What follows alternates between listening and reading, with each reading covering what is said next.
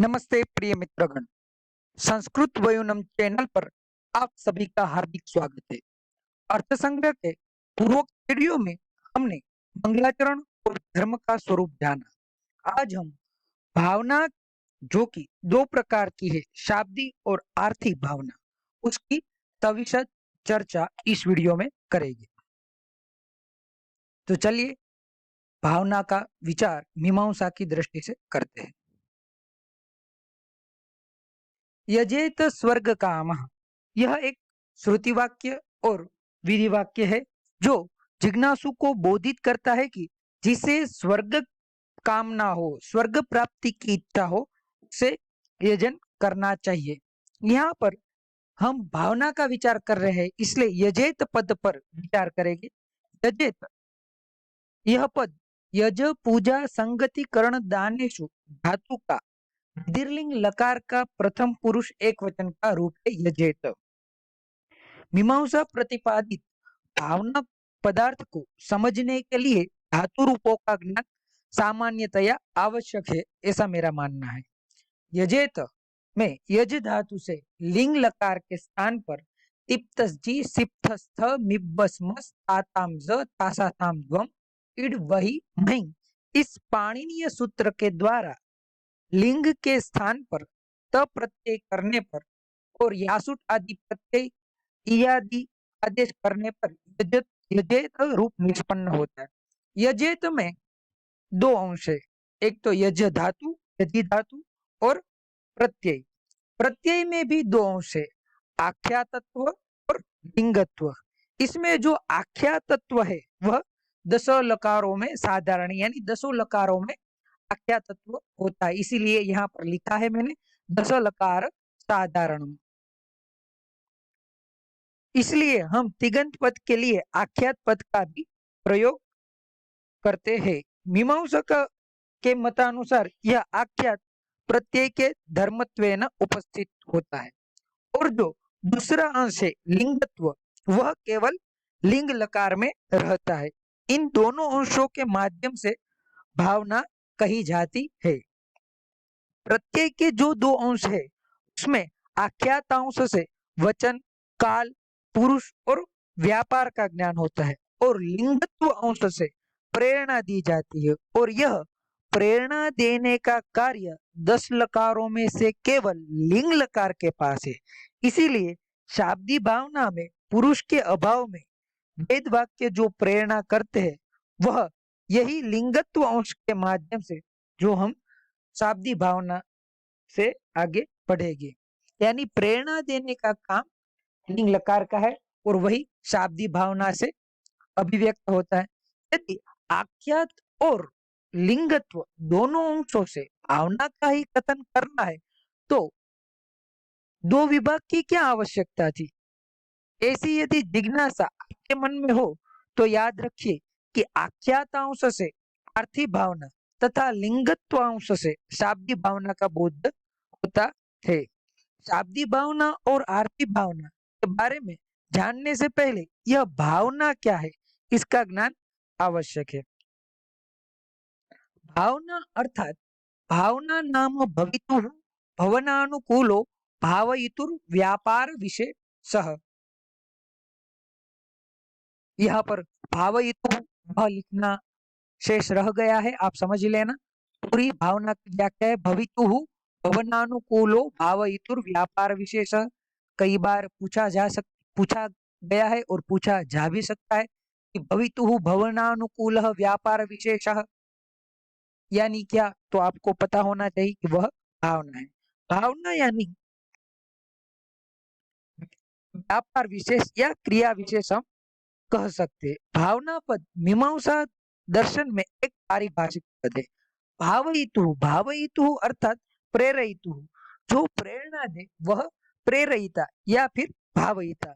मीमांसा दर्शन के अनुसार सामान्यतः वेद वाक्य जो यागादि कार्य के लिए प्रेरित करते हैं, इसलिए वह भावयिता है। और भवितु, भवितु यानी प्रेरणा प्राप्त करने वाला है, जिसे वेदादि वाक्यों के माध्यम से प्रेरणा प्राप्त होती है।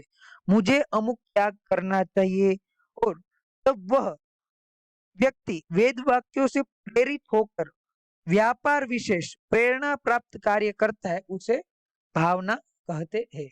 वह भावना दो प्रकार की है, सामान्यतया शाब्दिक भावना और आर्थिक भावना। लौकिक उदाहरण के तौर पर यदि भावना को समझना है तो चलिए एक उदाहरण के माध्यम से भावना इस पारिभाषिक पद को समझते हैं। देवदत्त अपने पुत्र को गाय लाने के लिए कहता है। यहाँ पर देवदत्त जो है वह भावहिता यानी कि प्रेरक है।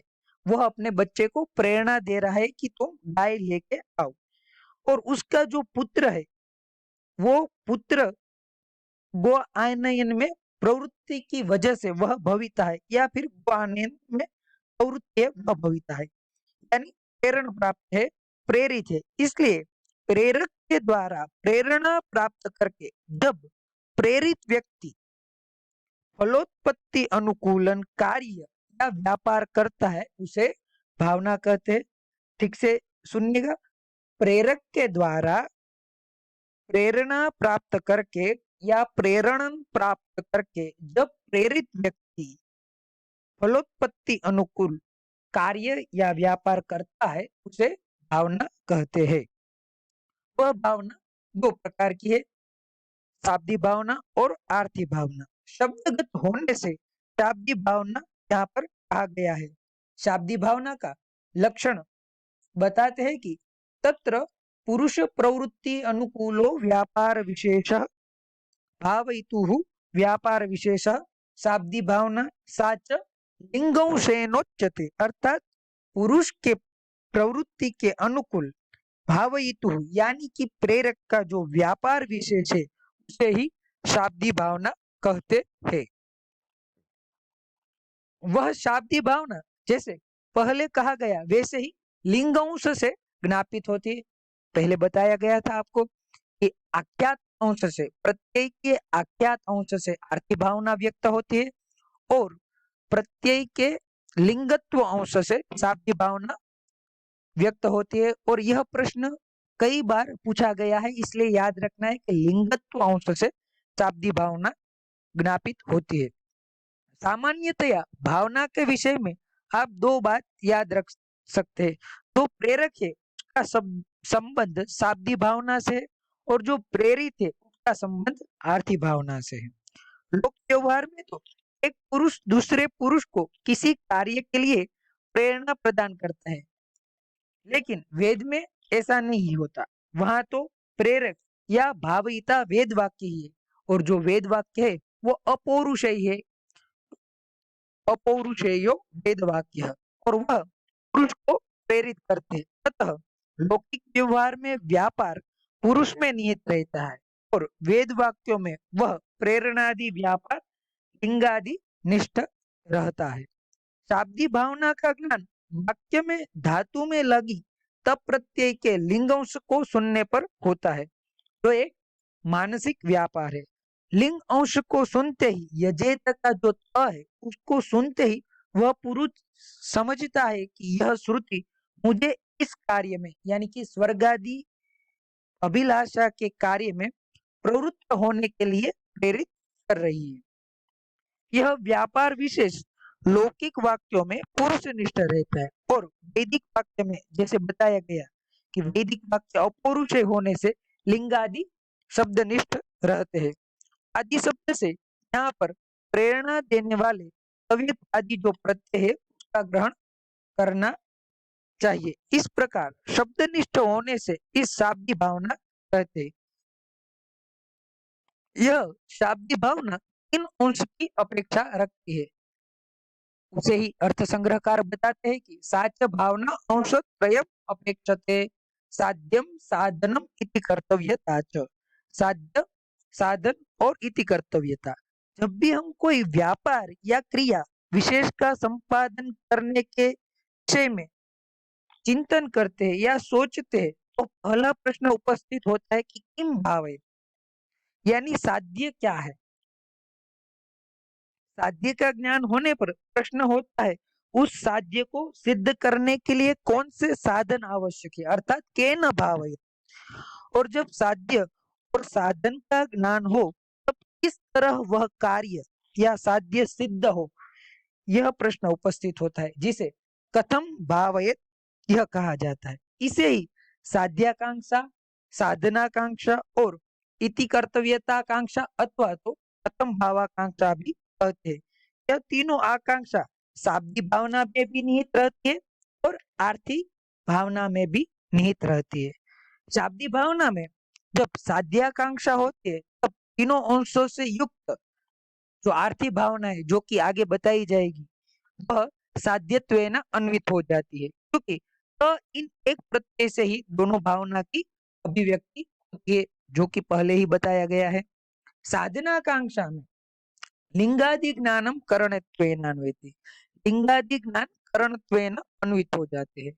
और कथम भावाकांक्षा में अर्थवाद बोधक वाक्य जुड़ जाते हैं। यहाँ आपको प्रश्न होगा कि यह अर्थवाद क्या है?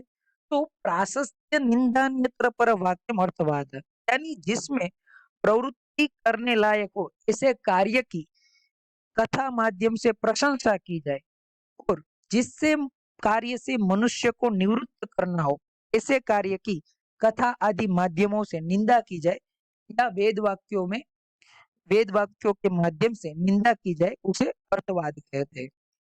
शाब्दिक भावना के अनंतर आर्थिक भावना का लक्षण बताते हुए कहते हैं कि प्रयोजनेच्छा जनित क्रिया विषय व्यापार आर्थिक भावना साच आख्या तत्वांशेनोच्यते।